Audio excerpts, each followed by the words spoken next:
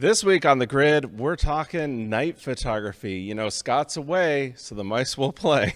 And we're talking about the 7 reasons you're struggling with night photography and how to fix them, because we're going to give you solutions there. I'm joined by guest Chris Nicholson from National Parks at Night, and we're going to be talking all about this topic, and it starts just in a few seconds. The Grid is brought to you by Platypod, the tripod alternative that is changing the world. Everybody has a Platypod. You should too. Go to platypod.com. Well, hey, everybody. As you can see, Scott is away. He's over in, he's actually on the other side of the world, on the Southern Hemisphere, all the way in Australia. Him and Mimo are doing a workshop down there. So they're down under having some fun. I've been talking to them, a lot of cool stuff they got going on, and really excited about that. And if you, just right up front, if you want to ever join Scott and myself, we have one coming up in the spring, but Scott, Mimo, or Scott and myself at his workshop, just make sure to check out KelbyWorkshops.com. Hit up that site and you'll be able to go scroll to the bottom, hit that notifications, and you'll get notified when we are doing workshops. So yeah, check that out. But today, you know, Scott's away, so I've got to, unfortunately, it's just what I got to do. I got to come up with a topic that that we don't talk about enough, in my opinion, but probably in other people's opinions, we talk about too much, and that is night photography. And I really want to expose you guys to this because it's a style of photography that I think a lot of times looks like it's unreachable for people, but with the advancements, all the things that we can do nowadays, and really simplifying it down, anybody can really get into this nowadays. It's really cool what we can do. And I'm going to expose you to these 7 things that I see all the time. And I got a warning here. It's going to be less about the gear. It's going to be less about the process. It's going to be more about the high level things that you need to understand that will make you a better night photographer. I've been doing this for decades, and I've just seen things that people struggle with, and that's what we're going to talk through this list. And what's great is I have a guest coming on, Chris Nicholson with the National Parks at Night. They put on a night photography conference, or it's called the Nightscapers conference, and we're going to be talking about that in a second. I'll be teaching there next year, and would love to have you guys join us. So we'll be talking about that a little later. But speaking of places or workshops or things to do, I also have my Milky Way workshops over at milkywayworkshops.com. If you see that little get the dates, you can go there at milkywayworkshops.com and get informed of the 2026 dates. Get on that list. Just like on Scott's workshops, you want to get on that list. I actually had one workshop for next year that I released to the people on the list, and it sold out in 12 hours. So definitely want to get on that list. There's another one opening up just here in a couple days. So if you were interested, get on that list, sign up at milkywayworkshops.com, and get notified. All right. So a couple other things that we got to do here is housekeeping, right? So we've got a bunch of things going on in our world. One is next month.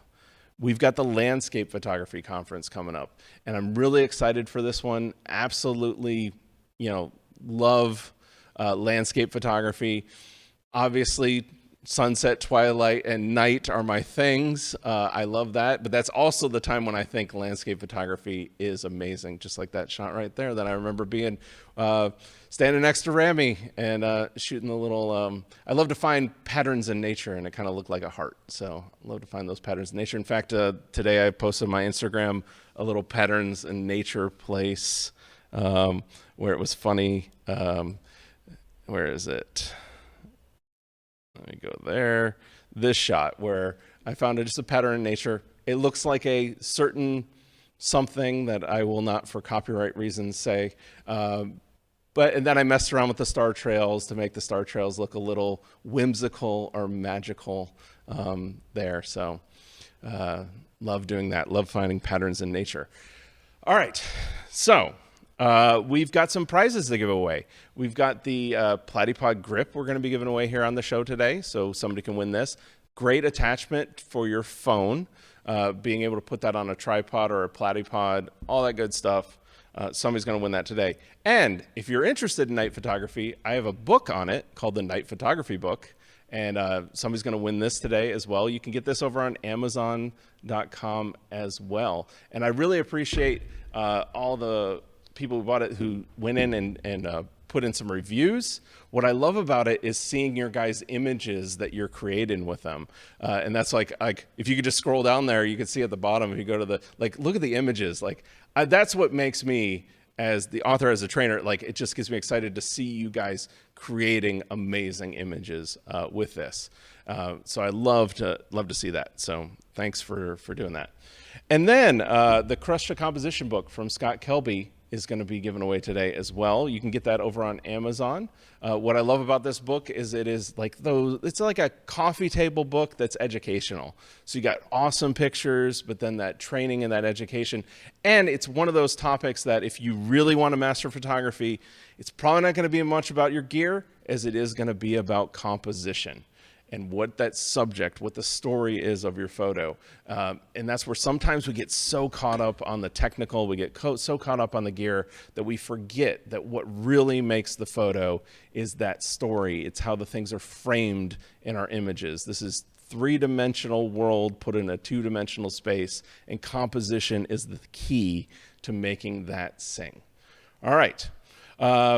And then Jessica in Michigan's talking, would love to see some tips of photographing the auroras, especially great nights, the auroras this year. Totally, we could get into that. We'll get into that topic. What's great about photographing the auroras, it's very similar to photographing Milky Way or star trails. The one thing about night photography is, again, it looks elusive, but what's great about it is it's pretty consistent. Once the light's the light. Once the sun goes down, that's a big bright source of light. Then the light's the light. So, the auroras is interesting because it's just going a little faster than you would say for Milky Way photography. You're just going a little faster because you want to get the striations and all the detail in the aurora. But you're still shooting at a higher ISO. You're still shooting at a very wide open f-stop. So almost it's very similar. So great. And that's all covered in my books and all that good stuff. All right. What else do we have? We've got, I forgot one giveaway here. I'm looking over there. We didn't talk about V-Flat World. So we're giving away a V-Flat from V-Flat World. So, and On One No Noise as well. So we're giving away a copy of On One No Noise, a great plugin for removing noise out of your photo. If you're into night photography, this will change the game too. It's opened up so many shots that I used to pass over and not and look at, especially opened up shots I used to take with older cameras and giving them life again, because I wasn't happy with the noise reduction, and that really gave life back to my images. And then we also got Jeff saying perfect timing. I want to learn more about night photography. Awesome. That's what this show is all about. I really wanted to break down those. There's been things over the last 20 years of doing this that I've noticed are just things that people struggle with night photography. And again, it usually isn't the gear. I mean, yes, the gear is important, but it usually isn't. And let's start out with number one. Before we bring Chris on, I want to talk about one thing that I cannot stress enough. And that is, if you want one challenge that you need to make a priority in your night photography, it is learning to use your camera in the dark. That is a big key when it comes to night photography, is learning to use your camera at the dark. We kind of overlook at it. When the sun goes down and it goes below the horizon, the light starts getting dimmer. And when the sun's out, we can see all the buttons on our camera. We know where the dials are on our camera. We know where to zoom. We know where to focus. We know where to push. And people will say to me, oh, I know my camera in and out. And then it'll get to twilight, and they'll start struggling a little more and a little more. And then it gets to astronomical twilight, like that point where you can't see the horizon anymore. You've gone past nautical twilight, you've gone into astronomical, and that's when all heck breaks loose and people just freak out. And that's where my number one tip for people that are getting into night photography is you need to not learn your camera well enough to like, I know my camera.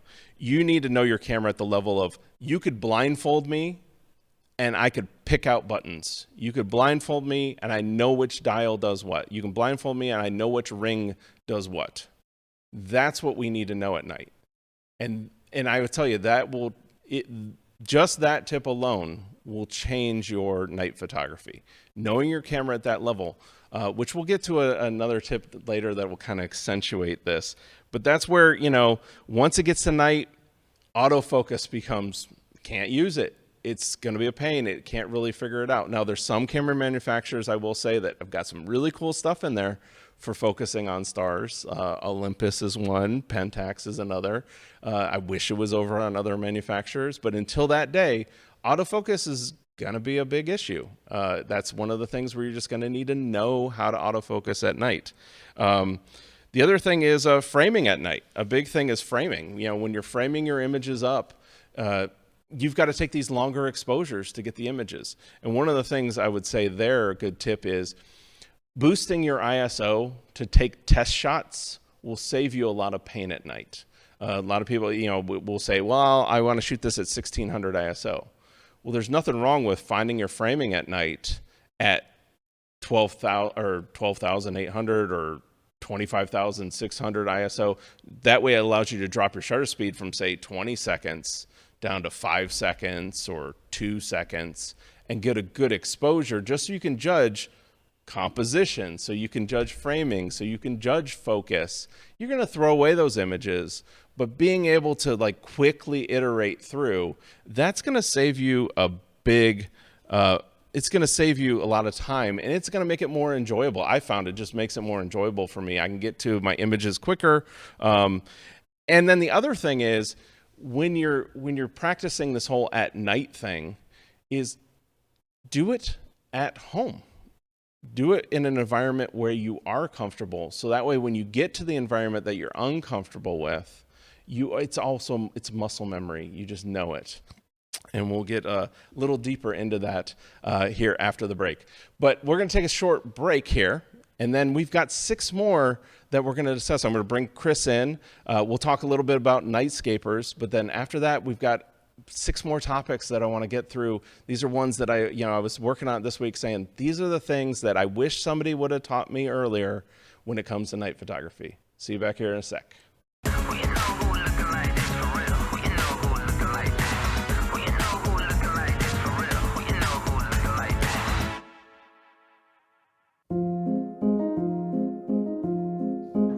In travel photography, one question I get asked over and over and over again, what do you do when you go to some place iconic like Paris and you're going to be shooting the monuments, but those monuments have already been shot to death?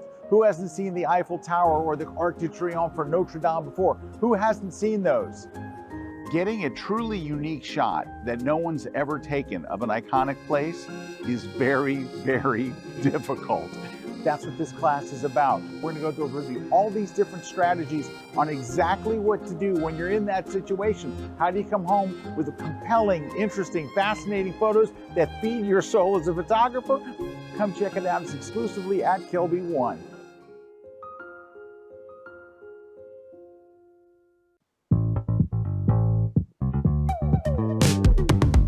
Ever finally get someone in front of your camera and then you don't know what to do, you freeze up, or they don't look natural enough? I've got a class for you. My name is Vanessa Joy. I'm a Canon Explorer of Light, and I've been photographing weddings and portraits and humans for the past 28 years. In my class at KelbyOne, we'll be photographing female alone, male alone, and then of course the 2 of them together. I'm going to give you all the tips that you need for making sure that they're relaxed in front of the camera, making sure that they know where to put their hands, and that you can direct them in a way that not only gives them photos that look really good in your eyes, but in their eyes as well.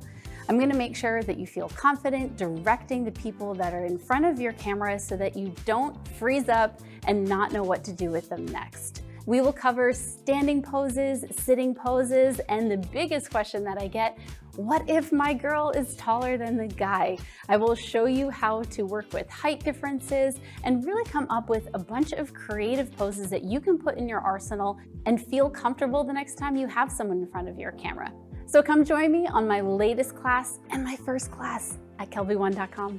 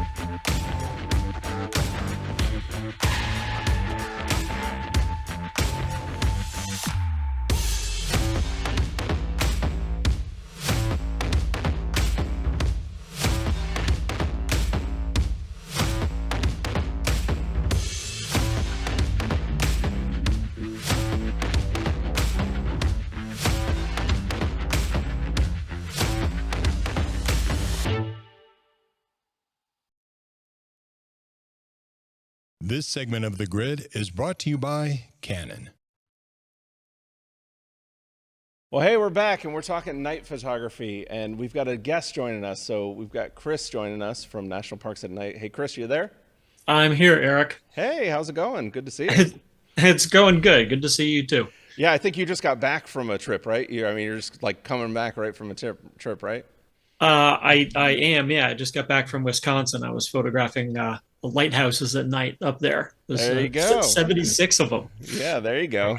Awesome. Well, I love lighthouses at night too. They're so cool because you can kind of balance the light from the lighthouse with the night sky. I really love that. So yeah, it's a lot of fun. Let's shoot at night in the dark and then take the brightest thing that man has created and put it in the scene. Yeah, no, that's what we love to do. We love a challenge, right? I mean, that's the one thing. You definitely don't get into night photography if you want the easy path. And that's why, again, I think I wanted to frame up this show as like, these are just things that over the time that I've realized that, again, we get so consumed with sometimes the gear, the settings, but it's like, it's actually more the practical practice. And like I was just talking about before you came on, of just like knowing your camera at night. For example, Dave was asking a question here of us. Do you ever use a red light on a flashlight to save your night vision? I think the answer for every night photographer is yes, we use red lights. But I would even put a caveat on that and say, I hardly use my red light. Why? Because of what I taught you in that first tip, is when I know my camera so well, I never want to turn on my headlamp. My headlamp is like the emergency last resort. So that's where I would want people to start getting to, is where they don't have to turn their headlamp on, because it's just amazing. Even that red light, as you know, you turn on that red light, it still affects your night vision. It's better, but it still affects it a little bit. But hey, Chris, you guys are putting on a conference. I know I'll be teaching there in May. So, just tell us a little bit about Nightscapers and what it is. Yeah, the Nightscaper Photo Conference, it was founded by Royce Bair years back. And we acquired it from him a few years ago, and we run that now. It's going to be in Four Corners this year. It was in Kanab a few times, and we love Kanab. But one of the things we kept hearing is, hey, let's find some new landscapes. So we'll probably go back to Kanab in the future, but we love this idea of just moving the conference around. So Four Corners, just an amazing set of landscapes there. We're going to be able to, be in sessions during the day. And there's a lot of camaraderie and making new friends. And one of my favorite things about Nightscapers is how many people just kind of make new friends and then go out and shoot together at night. Yeah. I mean, I've met tons of friends from going to Nightscapers and teaching at Nightscapers as well. I've got friends. In fact, one of them was on the grid a little while ago that I met at Nightscapers and just happened to meet up with at Bryce Canyon when we were after Kanab. And I mean, we're good friends now, so it's great. Yeah, night photography brings people together. It does. It does. It brings us people that like the dark side, right? We like the dark side. Yeah. Well, that's cool. Yeah. Yeah. And I'll be teaching a couple classes there as well. And I would say, the one thing, talking about you, Royce and Wayne were people that both of them got me so into low-level light painting years ago. And I have become obsessed with that technique. I really love being able to balance everything in one exposure. Now, it's not always all the time we can do that, but when you can do it, it is magical. It's like everything just comes together, right? So yeah, very exciting. So the first thing that I wanted to talk about is actually one of the classes that I'll be teaching at Nightscapers, and that is, one of the challenges that we face as night photographers is, I think, especially we're starting out, is a lack of planning. So how do you feel about that? Do you see that in your experience with people as well? Yeah, absolutely. In daytime, it's easy. I mean, I always advocate scouting and preparing ahead of time. But in daytime, you can kind of get away with it, just showing up and being like, oh, what a cool place, and the light's nice, I'm going to shoot. That doesn't work so well at night. You've set yourself 100 paces behind if you don't plan and scout a night shot. Absolutely. And that's one of the classes I'll be teaching is on basically how to plan for night. There's a bunch of, and what's great about nowadays is there's so many tools that we have between Planet Pro, Photo Pills, all these apps that we have, even Google Earth. There's so many resources that we have nowadays as a night photographer that make that planning and the scouting so much easier.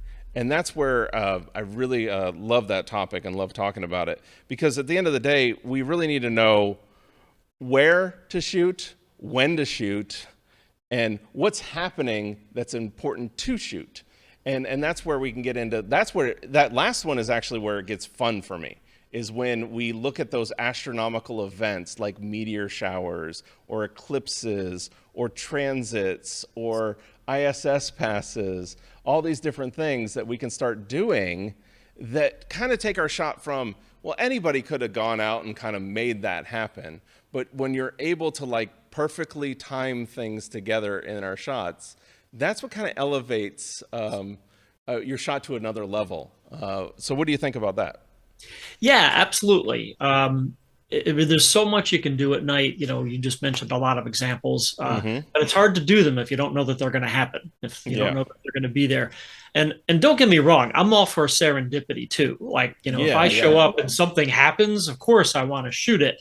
But how many times does that work, right? Like if you have a plan, then even if nothing magic pops up in front of you, then you've got, at the very least, you got something to fall back on. You've got something that you're ready to do. Yeah, absolutely. Do you find when you're out like teaching at these workshops and doing this, because I know this is another thing that kind of comes up for me, when you know that people were underprepared or they didn't plan, is there one thing that you go, this is kind of like this is the process they skipped? Is there one thing that you find that they should focus on when planning that they don't? I think the number one thing, I shoot at night a lot, and I do this, is go look at it in daytime. Yes.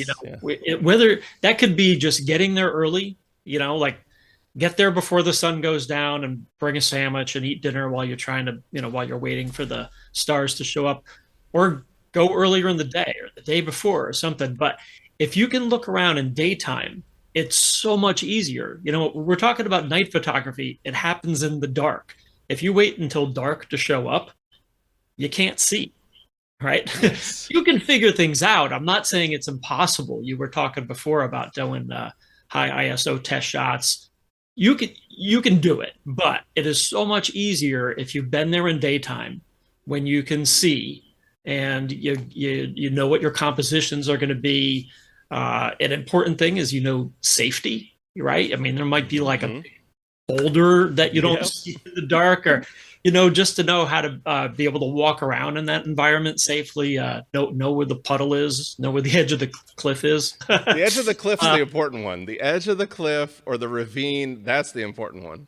Yeah, that's pretty important. But I'll, just even compositions. I like getting there in daytime. I'll get out photo pills. I'll get out just my phone camera and do some snapshots of I like this shot, I like this composition, and then when I go back at night, I've already got 5 or 6 things that I know I want to try to do, and they don't always work out. Sometimes something happens at night that you didn't expect. But at least if I go in with those ideas that I've seen in daytime, then it puts me 100 paces ahead, and I'm ready to execute a good productive night shoot. Yeah, and that's where I definitely think that's part of the planning. A great example here, I've got a shot up that same technique, or the same thing, where this is actually right outside of Farmington, where you guys are holding the conference over there near the Four Corners. About 30 minutes, from there in the Bisti Badlands. I love Badlands. I'm obsessed with them. I love it. But this shot would not be possible if I didn't scout at twilight. If I didn't go out there early, scout, get everything set up. It's just too hard to kind of manage all the things, especially because I was doing like a lot of light painting here, to just manage in that one shot, right? So being able to go out and do that, plus the other thing you were talking, like, this is an area where it's an open hike, or it's a wilderness area. So you've got to be able to find the places. I mean, another tip that I would have for people, a GPS tracker is amazing for night photography. Being able to, on our phones, track our position and remember where we were and how to get back to where we need to go when we need to leave. That's a big thing. Absolutely. So having that security. And now that we have, I used to carry around satellite texting stuff, and now we have satellites on our phone. We have the ability to contact satellites on our phone for emergency situations, because that's the one thing. At night, they're like you said, but scouting during the day will really help that. So yeah. But another thing, so kind of moving on, that's the second one. The third one, understanding the night sky. I find that that's one of the things that, again, we want to shoot night photography, but not understanding how the night sky moves throughout the day, or throughout the night, I should say, and how the different seasons as well, how winter looks different than spring, then looks different than summer, then looks different than fall. So what do you think about, why do you think that people have that struggle about learning the night sky? I think maybe it just feels like science to people, right? And photographers are creative people, and maybe it's like, oh, science, astronomy, that's a specialty. And so maybe there's sort of a block there. But I would relate it to any kind of photography. You pick a genre, pick some subgenre of photography. You're always going to do better if you know about the topic. Like, I don't know, if you want to be a wildlife photographer and shoot wolves, you're gonna do much better if you understand wolf behavior and how they hunt and where they live. I used to be for 25 years, I was a sports photographer. I used to shoot pro tennis, and I know how to play tennis. I'm a tennis player, and that made me a better tennis photographer. So I think anybody can relate to that, right? And it's the same thing at night. If you know what's going on in the night sky, it's going to make you a better night photographer. You'll be more aware of opportunities and how the opportunities change, not just during the year, but even during the lunar calendar. Yeah, exactly. Yeah, I mean, and that's where I know that is a topic where, like, and you brought up a good point. It does seem a little scientific, right? It seems a little, and it's counterintuitive to that creative process where you're just like, I just want to go make something beautiful, but there is that, and actually maybe that's a reason I'm drawn to night photography, is I like the left brain, right brain merge, where it's like I have that creative side, but then I have that very technical side that sometimes I have to suppress, because the technical side becomes kind of like, and actually a great segue there is, I think one of the things that I've seen help in recent times, especially I've been experimenting with lately with people, is what I have on the desk here. So I have these little smart telescopes. So I've got one by Sea Star, and I've got one here by Dorf Labs, right? And these things, I think, are genius for understanding astrophotography, but then the big thing is understanding the night sky, right? These apps, these smart telescopes, they connect to your phone, and then through your phone, you can control them. But what's great about it is you tell it where you want to go, you tell it what you want to shoot, and it's able to like lock onto it and track it. But then you start understanding how it moves throughout the sky. You can actually see the telescope tracking it, which is the technique that we use when we start doing like a little bit more advanced techniques. But I mean, it just like, you hit it from your phone and it goes and it finds the locations and it does everything for you, and it's all automated. But the learning that you get from understanding how the night sky moves is incredible. And I will, I could share it real quick. Like, this is stuff, mind you, these are images taken with these little telescopes from my backyard in a Bortle 8 to 9 location in Tampa, Florida, right? So all these images that you're seeing from these telescopes, about $400 to $500, and we're able to create these great images. Like, here's Orion, and you've got things like Andromeda, and the moon, the sun, being able to track nebulas, all that good stuff, galaxies. And again, these images too, these are unprocessed straight out of the telescope. So I haven't gone into Photoshop or gone into Lightroom and edited them, but it does the stacking, it does the tracking, it does all that. So I wanted to expose you guys to that because I think it's a great tool or technique, these little smart telescopes, to really help you understand the night sky and then get into astrophotography. Because I think one of the things that becomes a barrier when you get into that is you kind of like, you go very deep, like you get very deep into it. So Chris, is there anything else that you could add there that you think would be a good technique for people to learn the night sky? Well, you could attend a conference. And yeah, that's a great way. That's a great way. There's a great book by the astronomer Tyler Nordgren, who's also a night photographer, astronomy in the national parks.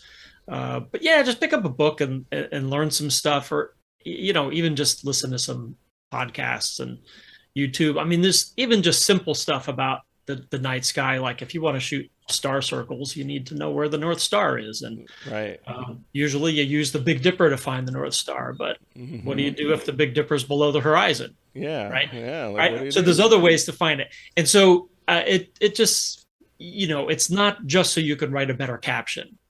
Knowing things about the night sky is going to help you plan and execute photos better. It's not necessary, but again, it's going to put you a few paces ahead of where you would be otherwise. Awesome.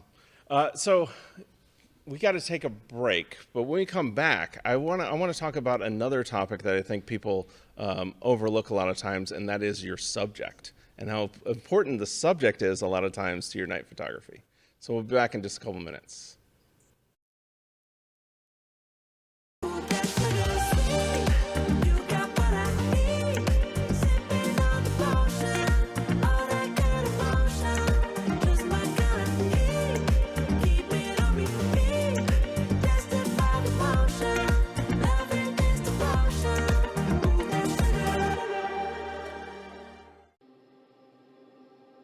Have you ever seen a photo where everything in the image frame is rendered as being 100% completely tack sharp and wondered, how the heck did they do that?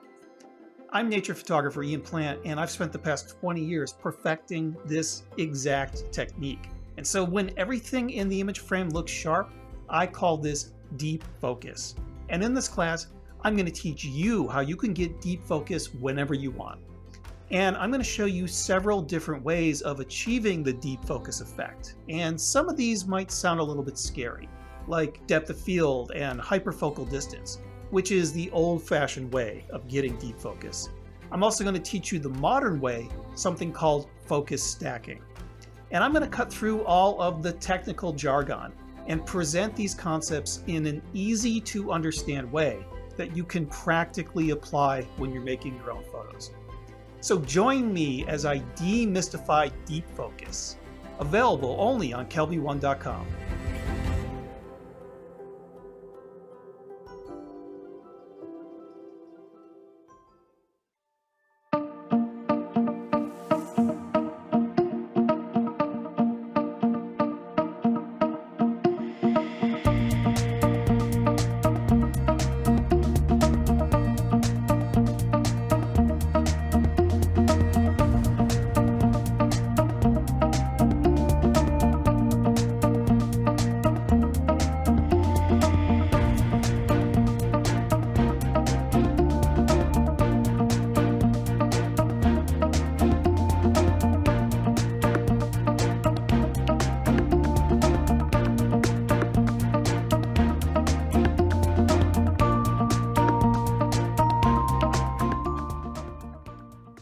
This segment of The Grid is brought to you by B&H Photo, the professional source since 1973. All right, we're back. And yeah, on the break, Chris and I were talking about, like, I was a little, short on the, it really is kind of crazy what these telescopes can do. Because, like, I was talking on the break, like, what is inside of here 15 years ago would have cost thousands and thousands of dollars to do the same thing, between having a tracker, having a dew heater, having a stacking software built in, all this stuff. We used to be able to do it back in the day and getting the same results that we're getting from it, but out of something that right now that's on Black Friday deal, I think for like $350. So that's just crazy. But yeah, so Chris, the next topic I want to talk about, I think that people overlook, is weak foregrounds. That basically we get so obsessed with the night sky that we're like, oh, we got to capture the night sky. But I think where your photography really takes off is when you connect the terrestrial, you connect the Earth with the sky. So what tips could you give people on that realm, like to see the foreground?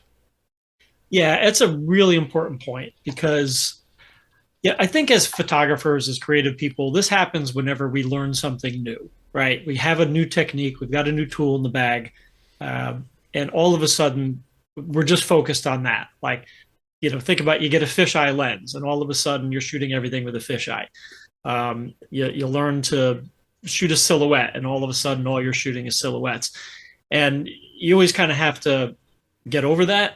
And then remember, it's not about the technique. It's about the photograph. It's about the composition. And a lot of that is about the foreground and the background working together to create a good piece of art.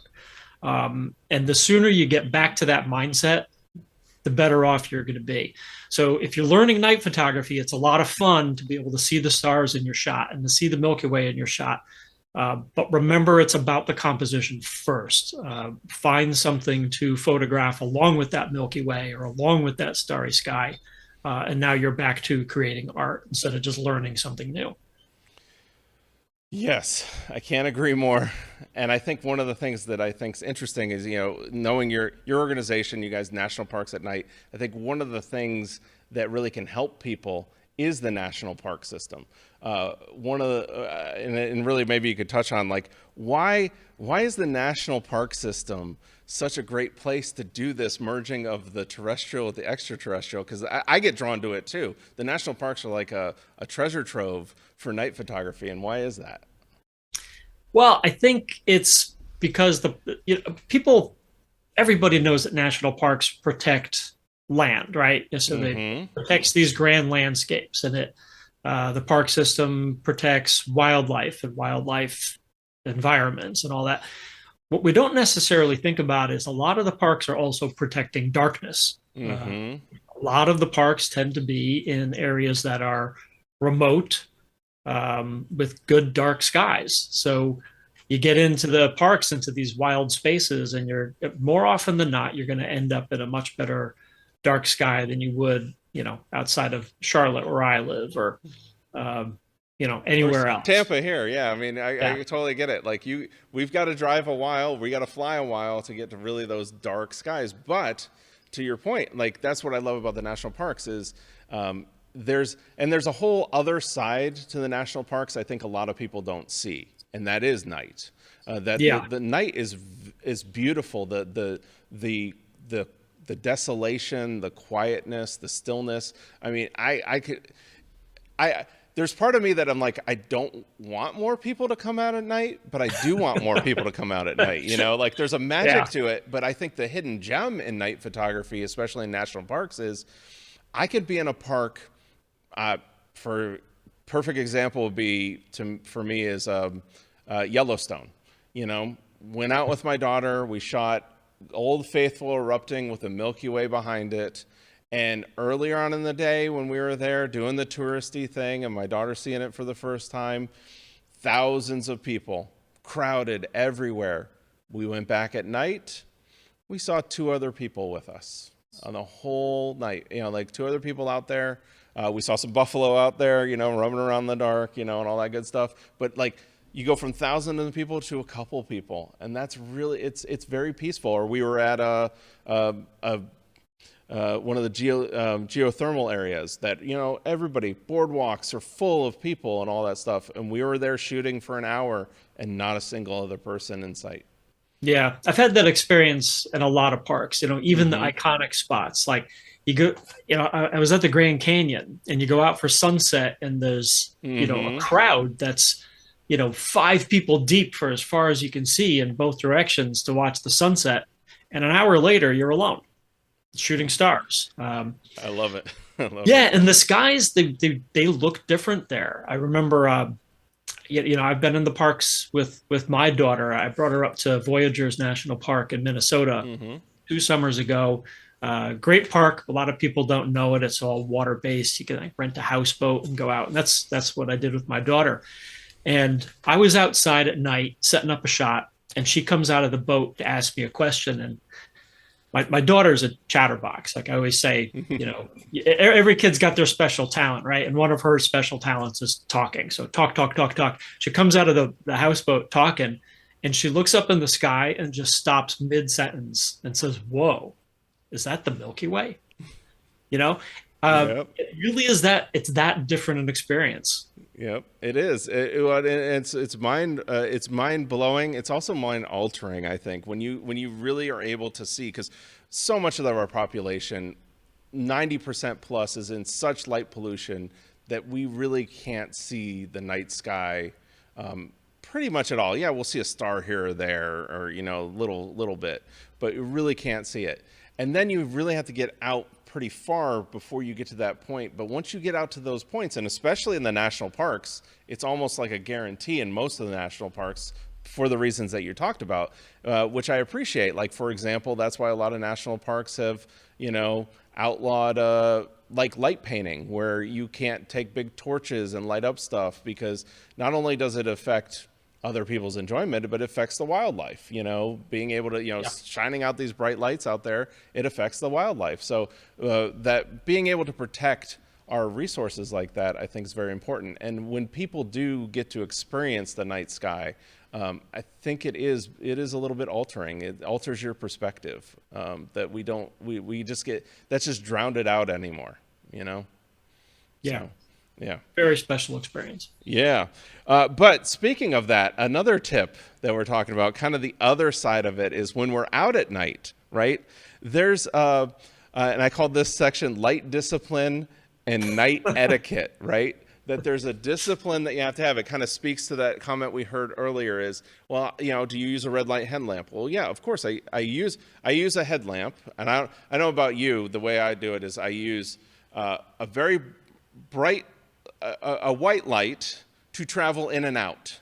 That is my safety light. Like that is, I don't want to use a red light when I'm traveling in and out, because I want to be able to see, not trip over stuff, not fall into ravines, all that good stuff.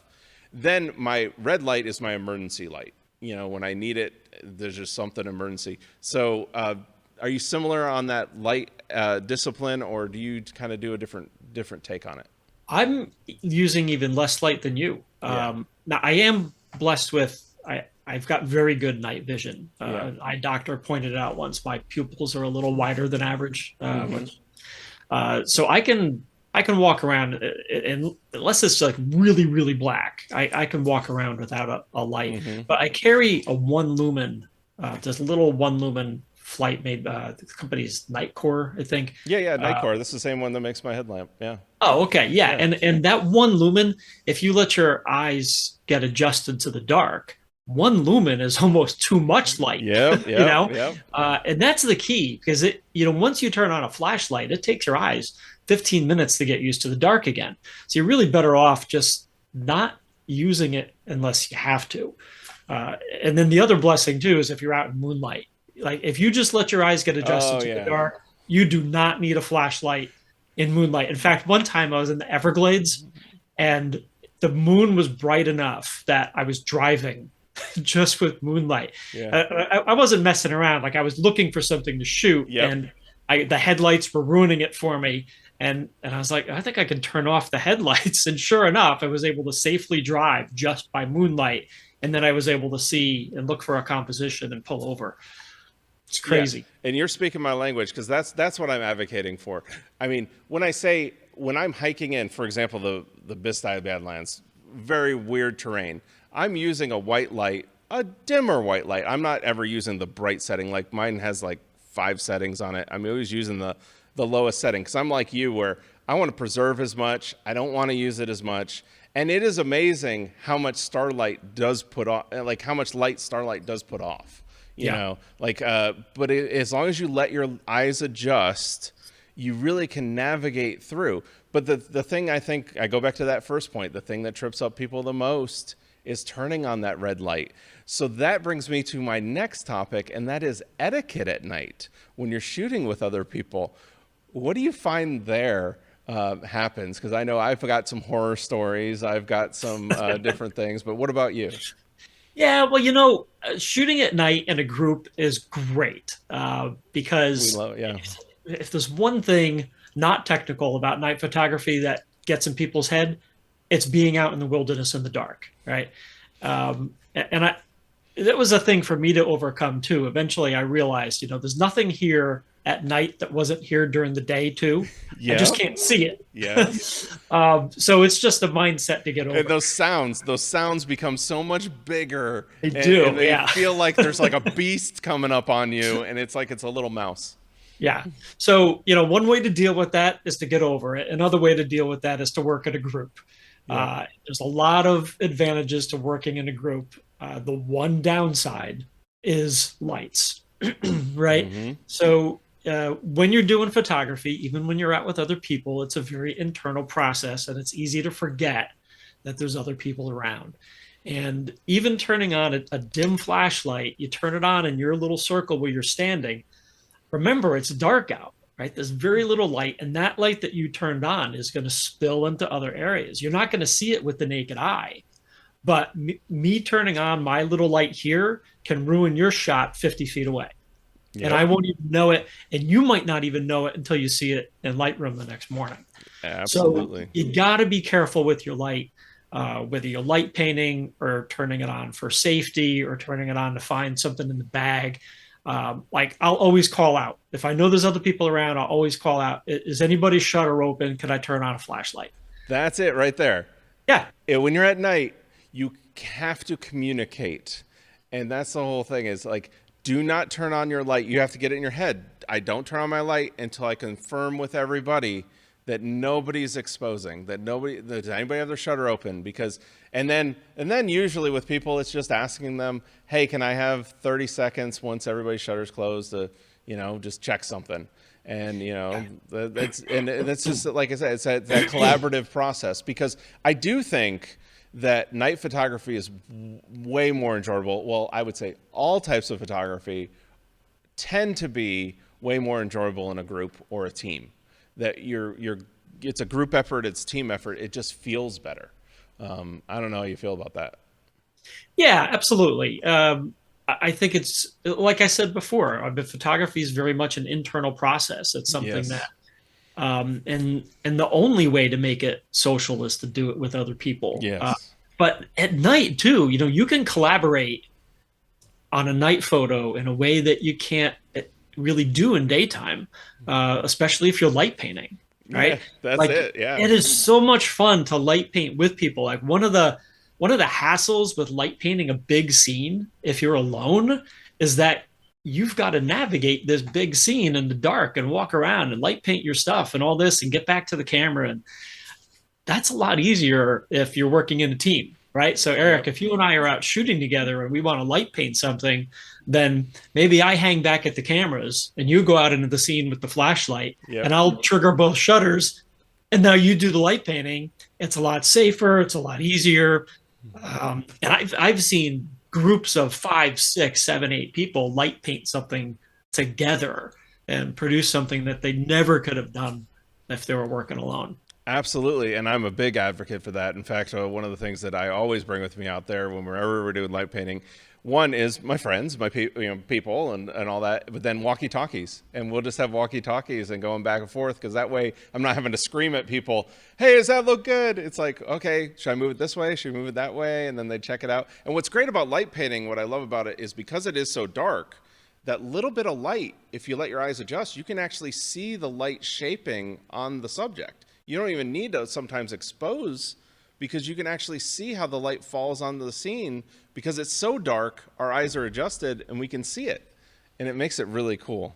Yeah, especially if you're using low light levels, like you were talking about before. Yeah, that's what I'm obsessed with anymore. In fact, I've kind of gotten away from the other type of light painting because it is it's so repeatable to do low-level light painting. I can do it with a bunch of people. We can all get great results. We never have to argue about, like, you ruined my shot, or you ruined my shot, or I didn't open up, or I didn't. It's like everybody, it all looks good. The classic story on that is, I remember being out at it was in Moab. It was at Arches National Park. And I was out there shooting with a couple buddies. We had some lights and we were going around, and there was this one guy that was using a big torch, and he was lighting up balanced rock with a big torch. And every time he'd do it, everybody that was out there shooting with us, we'd all get frustrated, and he'd just ruin everybody's shot. So I said, we'll let him just kind of do his thing, and then we'll do our thing in a little bit. And then it got to the point where, we were kind of asking, and he just kept on kind of pushing it and pushing it and pushing it. Not, again, being very internal, like, I got to get this, I got to do the shot, I got to do that.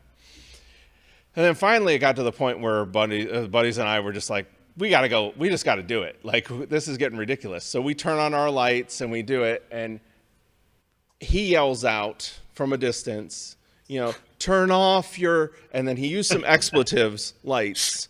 And I yelled back, take an exposure, see how it looks. And then about 30 seconds later, we hear from the darkness, forget it, keep on the lights, it looks awesome. And that's the thing, is like, it's better when it's that collaborative process, when you're communicating with other people. I kind of wish, I actually didn't know where he was. It was so dark, we couldn't find out where the torch was coming from, because he was kind of moving around. But anyways, that's just that funny story that happens, where you're just like, no, that's where you want to communicate, you want to talk to one another, because it's, at the end of the day, sometimes you'll get a better result by working in a team. So yeah.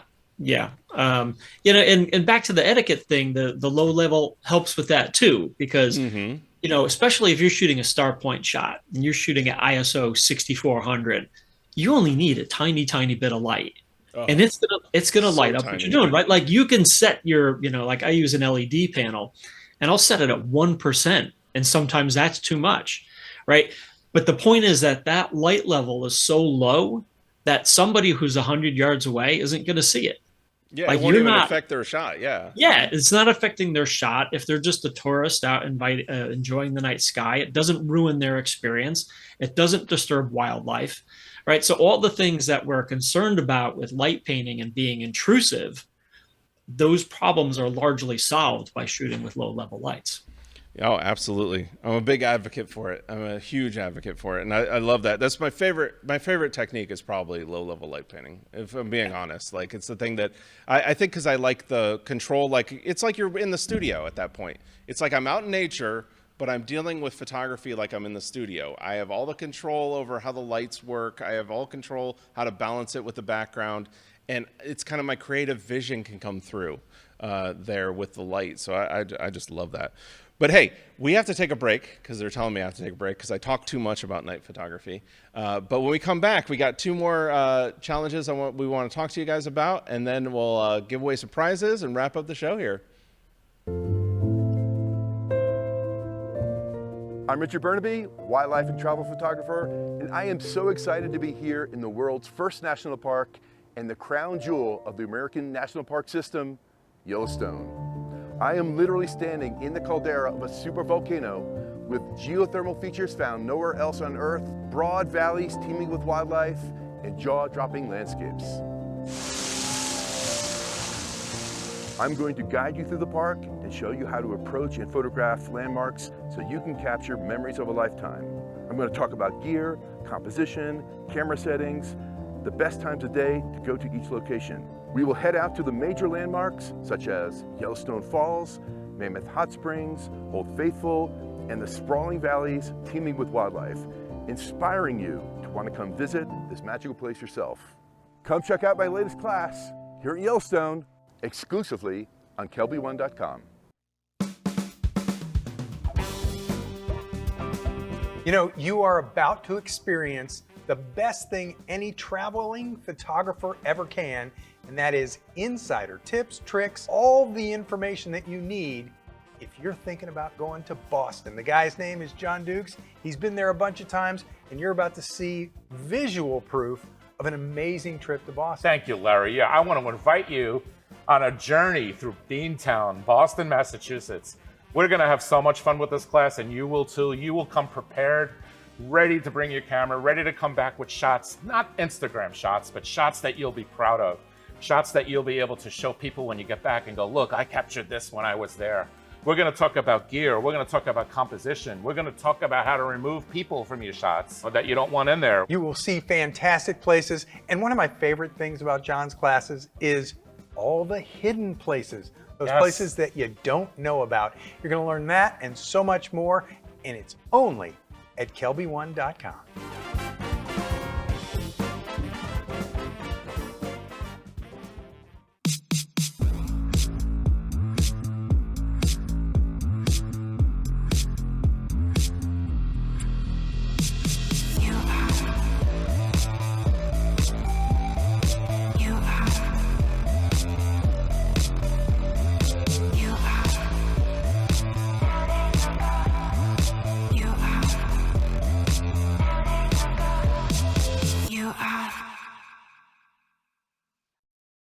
This segment of The Grid is brought to you by Platypod, the world's most compact tripod base. All right, we're back. And actually, Chris, you were talking about on the break, you had a funny geologist story that happened. Why don't you tell us about that? Yeah, so you were talking about the guy with the bright torch, the other photographer. We were in Yellowstone in September and at the Norris Geyser Basin, and it's the same thing. It's like we're trying to shoot, and there's this other photographer off. The light keeps coming on, and we kind of yelled a couple of times. I mean, not yelling, projecting so they could hear us. And finally, I walked over, and it turns out it was not a photographer. It was a geologist who was studying a geyser that hadn't gone off in like 50 years and was going off, and he was collecting data. And I was like, all right, well, I can't really complain. Yeah. You got one up on us. I mean, we can come back tomorrow night. Like, you've been 50 years, like, go for it. There you go. Awesome. Well, hey, another thing I want to talk about, we're talking about these challenges with night photography. And I think one of the challenges that gets in our head is unrealistic expectations. And I think one of the things that maybe comes up a lot of times is social media. You'll see stuff what other people are doing, and a lot of times you don't know even how it was done. Like, a lot of the shots that I see online that people go crazy, they're heavily composited. They're using tracked and stacked skies, all things that when you're starting out, that's not going to be in your toolbox. So you're comparing yourself to people that have been maybe doing this for 20, 30 years, or just at a different level. And what do you do in those, Chris, when you have those people? Like, what do you do in those situations to kind of reset those expectations? I think you just have to focus on the tools that you do have, right? Like, have an idea and figure out how to execute it. It's really as simple as that. And I don't think that this is anything special to night photography. you know, all of us, every single one of us, you, me, everybody listening, has things that we can and can't do in photography. And you should absolutely learn new things and learn new tools. But when you're out shooting, when you're investing the time and maybe the money to be someplace, then just focus on creating your art. You know, use the tools that you have, push the envelope of your ability for sure. But don't get upset that you're not producing you know, your favorite photo that you saw on Instagram this year. Just work within yourself. You can make art with the tools that you already have. Yeah, exactly. It's like you got to work towards where you want to be. My thing is always like, is this shoot better than last shoot? Am I making progress? Because that's how you should look at this in night photography and in any type of photography, but especially in night photography is, and then learning those new tools to go, like, you might get to a point, like, for example, you start out, this is the classic journey. You start out, you shoot the Milky Way. You get the Milky Way exposed. Everything else is in silhouette and it's all, but I got the Milky Way. Great. Yeah. All right. Well, now it's like, well, I want the Milky Way to be more detailed or crisper. You're like, well, we got to get a tracker. We got to learn a tracker if we want that, or we've got to stack up images if we want that. We have to do a technique, but don't feel like, well, this person's there. Well, they might already know those techniques and that's what they're employing. So that's where you just have to like pick up those tools. But then if you can go to the next shoot and then you go, ooh, I made some progress. Well, that's all you need. Ooh, I made some progress. And then by the end, you're like, oh, this is pretty easy. You know, it doesn't look as hard as it used to. And that's I think the growth mindset. But that's where, you know, a lot of times on social media, you'll see, I also see a lot of stuff nowadays that is, I'll say it. So it's people are not telling you what they're doing. And then what ends up happening is people look at it and they kind of get discouraged because like, I could never make an image like that. Well, a lot of them are like, you know, people are blending like perfectly lit daylight exposures with perfectly tracked night skies, and it looks like how could you ever get this shot? And it's like you can't get that shot unless you employ those techniques. So that's where sometimes you've got to look at like, what am I trying to accomplish? Am I trying to accomplish a clean, sharp, starry sky with a lit foreground? Well, now we got to employ light painting, you know, and that's what we'll have to do. Or I'm going to blend two exposures. I'm going to do a moonlight blend where I'm doing moonlight and starlight, and I'm going to combine them together. It's like, that's just what you got to do to learn that stuff. But don't think that you should have out of the gate all that stuff under your belt, and you shouldn't be able to know all that stuff. And I also think that's why devices like, again, a $350 little thing, yeah, you can get a rig that will get you really awesome. And I've got them, and I've got images that you could see that would be, in fact, I think they're on my Instagram and stuff, where it's like, here's an image from a really fancy setup that probably cost thousands and thousands and thousands of dollars. Or there's this, but a lot of times we as photographers, I know one of the things we're obsessed with is we want to go to the end. It's like I guess the phrase would be, our eyes are bigger than our stomach, right? That we immediately as photographers go, well, I need that 60 megapixels. I need the fancy tracker. I need the deep space telescope. I need all that. When you probably needed to start by just biting this off just a little bit at a time rather than going out and going in the deep end. So I find that a lot. Do you find that... I don't know. I find that a lot in photography, that we want to go to that extreme. And I think it's just, we all have the disease. I know I have the disease. You know, I'll be the first to admit I have that disease. And I have to pull myself back all the time and go like, no, I don't need to go all the way there yet. Do you find yourself doing that as well? Oh, yeah. You know, it's so natural. Yes. I mean, that's what inspired us to become photographers to begin with, right? As we saw other people doing this great work. And, you know, but you have to grow toward it. It doesn't mean you can't do great work now, but there's 1,000 techniques you could learn. And even if you only know 5, you can still do great work.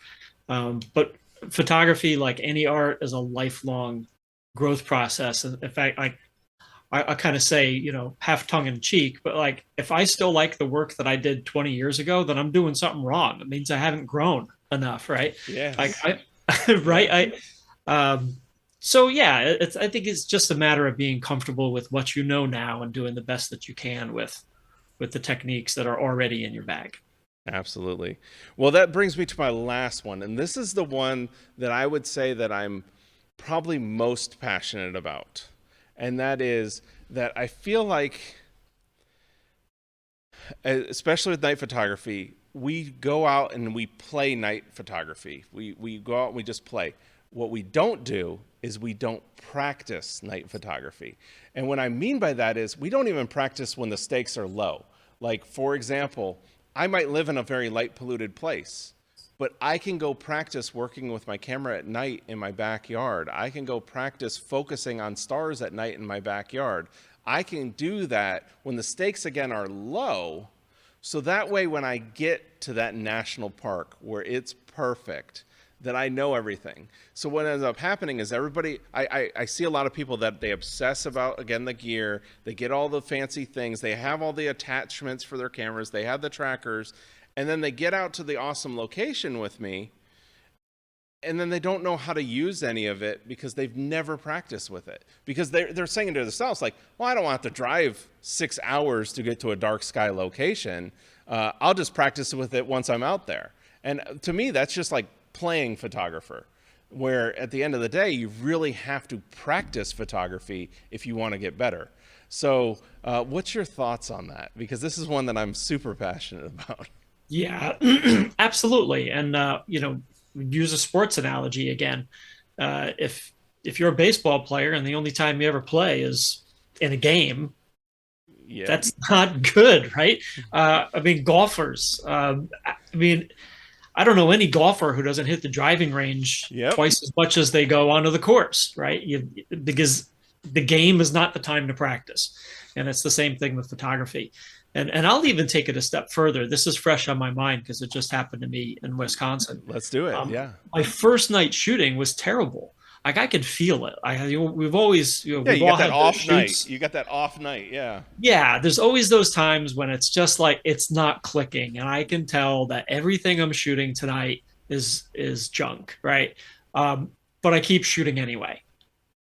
Right. Because, A, you don't know, maybe something will click, but B, that's a good time to practice. And it's a good time to be out there and to just be going through the motions, so that tomorrow night, when I am feeling more creative, I'm already in the groove. I love that. That's a perseverance. Don't give up. When you're faced with that like weird situation, one of the things in photographers, we want to give up. We want to throw in the towel. It's like that, landscape photography, sunset, for example. A lot of times, you look at it and you go, there's going to be nothing tonight. It's going to be a bad one. And then you'll be like, I'm going to turn around, I'm going to go home. And then you didn't go through it. And then your buddy shows you the shot that he got because you didn't go. And it's like, well, I didn't have that perseverance. I didn't stick with it and see. And that definitely happens to me. And I have those same things, those off nights where it's just like nothing clicks, but you still do it. And then miraculously at like 2 o'clock in the morning, something magical just happens. And you're like, oh, I was all off, but it all came together. You know? Hemingway said something like that. He's like, sometimes, with writing, it's just all junk coming out. That's not the word he used, but is like, but keep writing because you got to get the junk out. And I feel the same way about photography. It happens to me almost every trip. My first night of shooting is like that. It's just junk. But what I learned is that if I don't do it, then the second night is junk. Right. Yep. So it's like, even when it's not going well, just keep going. You got to push through that. Awesome. Well, there you go. Let's leave it there. For those are the 7 topics. Like I said, I didn't mention a camera model. I didn't mention a lens. I didn't mention a gear, but I'm telling you, if you listen to those 7 things, it's going to help. I've seen it help all the time. And it doesn't matter what camera somebody has, those things will help them. But we have a bunch of questions, Chris, if you got the time. So, absolutely. Sharon's asking a question about these smart telescopes. So she's asking, do you have any input? Do you have to input coordinates, or how they tell the smart telescope what you want to photograph? That's what's actually like super amazing about these things. We used to have to know like the actual scientific name for the nebula, or the scientific, like it would be like a number with letters and all this good stuff, like M33, and you had to know all these things. Now you just go to this interface. It'll actually tell you, hey, tonight these things are going to be good. We used to have to remember the night sky and know, but again, it trains you into knowing, well, right now, Andromeda's up at like right now at this time of year, Andromeda's pretty high at the beginning of the night. Pleiades comes a little later. Orion's going to come towards the morning. And then you start understanding, these things. But what's great about the app is it shows you all that. And you just click on it and it just goes to it. And then you could set up a plan and have it go like, this time of night is I'm shooting this. This time of night I'm shooting this. And this time, and you know what I'm doing? I'm sleeping. Why it's doing all the program that I did. I did the program and it just does it. And I wake up in the morning and I'm like, oh, that's really cool. That's awesome. Or I woke up in the morning and go, oh, there was clouds that moved in at 3 o'clock and that's why those shots were ruined, So wouldn't that be great if you could do that with wildlife photography? Like go to it'd the be app and awesome. say, point at the bear. Yeah, exactly. It'd be awesome. So that's what I'm telling you. Smart telescopes, they help with understanding the planning, but then it's just so much fun to be able to like lock in these targets, like turn on, these things have built-in like narrowband filters, which is a totally different topic, light pollution filters, totally different topic, but they have them built in and it's all there. And what's great is it knows based on what you're shooting, what filter should be in front of it. Like we used to have to know like, oh, I need to put on this type of filter for that type of nebula, or this type of filter if I want to stack up this. It's like, it just kind of, but what I think that helps is when you're starting out, you start seeing that stuff and that builds you up to where if 3 years from now you wanted to buy the full out rig, at least you know what you need. You've already experienced it and you know what you need. But again, photographers, we like to sometimes jump to the deep end and go like, no, I need the 60 megapixel, I need the tracking camera, I need the best telescope possible. And it's like, well, maybe not. Maybe I could start here, and I think it would be a better journey. So I hope that answered your question, Sharon. And then Paula's had a question here. Maybe not a question. Everything here today has made me want to do this even more. So I'm glad that helped. That's really, I love, and I know Chris is the same. We're both very passionate about getting people out shooting the night sky and getting out into the dark and getting under the dark side of a lot of the places that we shoot. So I'm glad that helped. And then Carla's asking, will you be teaching photo pills for night sky? Yeah, one of the classes I'll be teaching at Nightscapers is all about planning. I'll be using photo pills and Planet Pro and Google Earth. Those are kind of my three main tools that I use a lot for long-term planning, when I'm actually going out to a place and planning. So I'll be teaching on that. And Chris, is there any other classes on that at Nightscapers, or like planning classes or anything on photo pills? Is photo pills there? Not this year. We usually Rafa is at our weekends, but it's the same week as Photo Pills Camp this year. So. Yeah. I love the Photo Pills guys. They're amazing. So. Yeah. But yeah, there'll be tons of Photo Pills knowledge, that's for sure, because I'm sure everybody who's teaching there is using Photo Pills. It's like our go-to app. So Eric's asking, those are unedited. That's amazing. What model C-Star was used for these photos? All the photos I showed was either from the C-Star S30 or the Dwarf 3. I showed both in there, as well as a couple of them from the C-Star S50, which is just a little bigger than the S30. They're good, really good entry level if you want to get into this and be able to do it from anywhere. That's what I think is amazing, is you don't have to get out like you saw there. That's from that's from not dark sky locations. Absolutely not dark sky locations. Like one of the things, like Chris, you said you're from Charlotte, and me from Tampa. Like one of the things that really sometimes gets to me is that I don't live in a dark sky location. But maybe that helps me because it makes me practice more and get better, so I don't, take advantage of that. What do you think? Yeah, for me, it's different. For me, because I live in an area that's not dark sky, when I'm home is kind of when I'm not there you go. I'm not at work, right? Yeah. you know, I'm also fortunate in that I live close enough to like Great Smoky Mountains National Park and the Outer Banks and the Blue Ridge Parkway, so I can be someplace in an hour and a half, 2 hours. When I'm home, I'm okay not shooting. There you go. And I'm the same way. I mean, Florida has some amazing locations a lot of people don't know about. You know, I can get a couple hours away from here, get up to I can get up to a Bortle 1 up in the Big Bend area of Florida. Especially now, there's a lot less, unfortunately, with the hurricanes last year, there's a lot less up there. So it's even darker up there now. Yeah, there's tons of places around the U.S. that you can get to pretty easy. So, all right. And then Valerie's saying this episode definitely piqued my interest. Awesome. That's what it's all about. Daniel's asking, question, I use a red headlight, a red light, but I've seen people using green lights. What do you think about green lights? So what is your thoughts on green lights versus red lights? I'd say whatever works for you. The one thing we didn't touch on with the red light is that it's very easy to forget that it's on. Because it is dim and just something about that color. But the camera sure doesn't forget that it's on. Like red light bleeds. Oh yeah. So it's like next to impossible to deal with it in post. So that's why I don't like the red light, unless I'm done shooting. If I'm done shooting and I'm just walking, then maybe I'd use it. So I would say, I mean, like I said, I don't really want to use a light to begin with, but green's better than red. Green is better than red. I think the only time, and really what I'm using, again, in and out, is kind of like a warm, again, I have a night core like you're talking about that has like a warm, diffuse light. It's not like a bright beam. It's like a warm diffuse light. And I like that personally. But the green lights do help, I will say, in one instance, and that is bugs.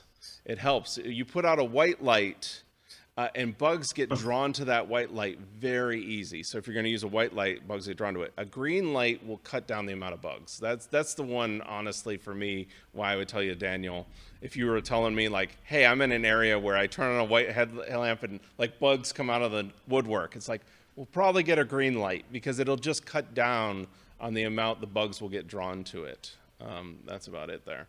That's a great point. That's a great point. And I do want to say, you know, all this talk that you and I have talked a lot about keeping the light down, but safety first. Absolutely. Like if I'm going to walk on a rocky trail and I'm getting out, yes, I'm turning on a flashlight. I don't want to roll an angle, and I don't want anybody else to do that either. Yeah, exactly. And that's where you definitely, for safety, always using it. And that's where I say the times when it's on for me is when I'm going in or going out. And that's really what it is. All right, Craig's saying this is really interesting. Getting into the details on logistics of the photography etiquette and light management was very interesting. So like that. And then Dean's saying, do you have recommendations for a weather app or website to help predict clouds and fog? How about, what do you say? I got one, but what do you say, Chris? I need to catch up in that area. But Windy and what's the new one everybody's using? Astrospheric. Yes. Astrospheric is the best. Now that is a North American photographer one. So it is, you have to be in North America for that one to really work well. There's also a few others, but Windy and Astrospheric are kind of like my go-tos right there. If you had to say what two apps, it's going to be between those two. Windy's going to help for like more like predicting like weather pattern, all that good stuff. Astrospheric is like everything we need to know as night photographers. It's going to tell you seeing conditions. It's going to tell you the atmospheric conditions. It's going to tell you when the International Space Station is passing, what the dew point is, all the stuff, again, that we need. It'll even tell you down below astronomical charts about what galaxies are up and what planets are up at what time. So it's really designed for night photographer. Yeah, and every time I turn around, it's like somebody else has it on their phone. It's growing in popularity in this niche quickly. Yes, and there's also a pro version, which, I've got the pro version because what it does is it brings in all the cloud models. So the basic version, it will give you just the basic cloud model. But then if you get the pro version, it will actually do kind of what I love about Windy, in that it comparatively shows you 4 different cloud models in one. So that way you can get a better understanding. Because we all know we can read one forecast and then we go out and we're like, why was it so cloudy? It said it was going to be clear. And when you can kind of be able to see like, oh, 3 of these models say it's going to be completely overcast and 1 says it's going to be clear, I'm going to go 3 to 1, probably going to stay home, you know, that kind of stuff. So yeah, check out definitely check out. It's Astrospheric and what's nice about it is it has an app for Android and iOS as well as the website. It works on a web browser as well. So you can also use it on your computer as well. All right. Well, there we go. Well, wrapping up the show, definitely join us at Nightscapers. You can go over to the website's nightscapers.com, right? Nightscaper.com. Nightscaper. Yep. You know, I always put S's on stuff. My wife makes fun of me all the time because I do it. But nightscaper.com. No S, Nightscapers. Nightscaper.com. And you can join us. We'll be there in May. It's a great time of year as well. We'll be able to go to the conference, kind of wrap up, get out shooting, and then the Milky Way core will be coming up. So great time of year, great location, really nice dark skies. And make sure you do it by December 1st. And while you're checking out, tell them that we sent you over here on the grid. Just drop down and tell them Erik Kuna sent you.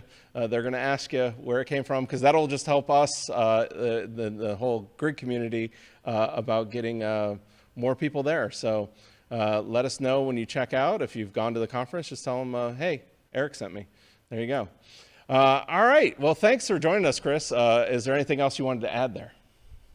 I just look forward to seeing you and everybody else at Nightscaper. Thanks me too. Thanks for the chat. It's always a great conference, so I'm really looking forward to it. And thanks for coming on the show. Thank you. All right, thanks. All right, so we got to just wrap up some business here. We've got some prizes to give it away. So we got the Platypod grip is going to Raymond Griffin, and then Crush the Composition is going to Dave Schwab. I'm going to butcher this. Schwabauer. Schwabauer 7956.